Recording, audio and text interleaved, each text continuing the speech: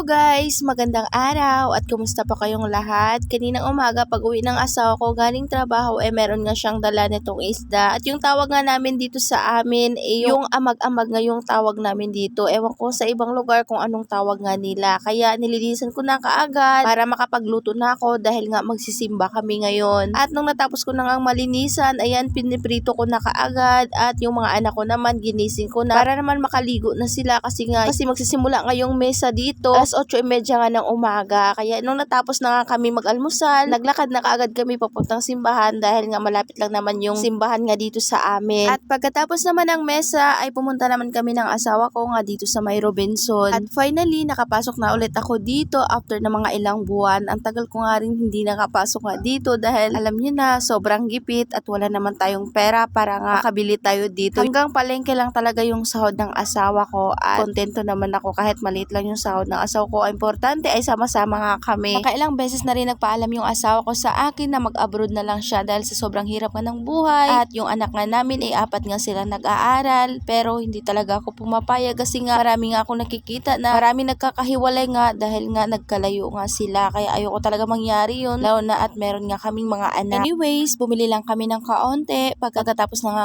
namin bumili ay umuwi na muna kami sa bahay. Pagkatapos bumalik naman kami dun sa palengke dahil bibili nga kami ng bigas. At isang sako na yung binili namin ng bigas at isang buwan na nga to sa amin. O diba, hindi halatang malakas kumain ng kanin, Charis. Kasi kapag sahod ng asawa ko, mas inuuna talaga naming bilhin eto ngang bigas. Kasi yung ulam, nagagawa naman yan ng paraan. Pwede ka naman mag-ulam tong toyo or isang itlog or noodles dyan. Ang importante kasi yung bigas. Kaya yan talaga yung inuuna nga namin bilhin. At ayun guys, binuksan ko na kaagad etong bigas. Pagkatapos, sinalin ko naman dito sa lagayan namin ng bigas. At habang sinasalin ko nga yung bigas dun sa lagayan, tumutulo na yung pawis ko dyan. Paano ba naman kasi yung electric fan nga namin ay hindi na umiikot. At sobrang init pa naman. Kahit dito sa loob ng bahay, damang-dama mo pa rin yung sobrang init. Kaya minamadali ko na talaga yung paglagay nga ng bigas para matingnan ko nga yung electric fan kung bakit nga hindi na siya umiikot. Yung asawa ko kasi natutulog kasi siya kasi nga ang gabi nga yung duty niya at kailangan talagang makatulog nga siya ng umaga kasi alam niyo naman hindi nga biro yung walang tulog. At sa mga oras na yan, nagugutom na rin ako dahil nga alas 12 na yan ng tanghali at hindi pa nga ako nakaluto na tanghalian nga namin. Kaya nung natapos ko na nga ilagay etong bigas, dito sa bigasan namin, tinignan ko naman etong electric fan namin kung bakit hindi na siya umiikot. At nung tinignan ko na nga guys, wala naman akong nakita na dahilan na kung bakit siya hindi umiikot. Kaya pinunasan ko lang. Pagkatapos kong mapunasan, binalik ko naman siya. Mabuti na nga lang pagbalik ko ay bigla nga siyang umikot. Mabuti na lang talaga dahil nga sobrang init pa naman ngayon at eto lang yung ginagamit nga namin na electric fan. Kasi meron lang kami dito sa bahay guys, isang ceiling fan at ganyan gang electric fan. Kaya sobrang hirap guys sa pag nasisira nga to dahil sobrang init talaga ngayon. At nung natapos ko nga maayos etong electric fan namin, lumabas naman ako sa bahay para bumili nga ng sutanghon dahil meron nga akong konting manok dito sa ref namin at gusto ko nga itong lutuin na merong sabaw kaya bumili ako ng sutanghon. Pero meron ako na sa lubong na nagbebenta ng gulay at meron nga akong nakita na papaya at kakapitas lang kaya bumili lang ako ng isang peraso. At pagdating ko sa bahay, inasikaso ko na kaagad para makapagluto na ako at para makakain na rin kami ng tanghalian. At nung naluto na nga, tinawag ko na yung mga anak ko at pinalamesa ko na sila at ginising ko na rin yung asawa ko. Ayun na guys, luto ng ating ulam. Kain po tayo at thank you Lord sa lahat ng blessing. Yan lang muna for today's video. Maraming salamat po sa inyong panonood. God bless.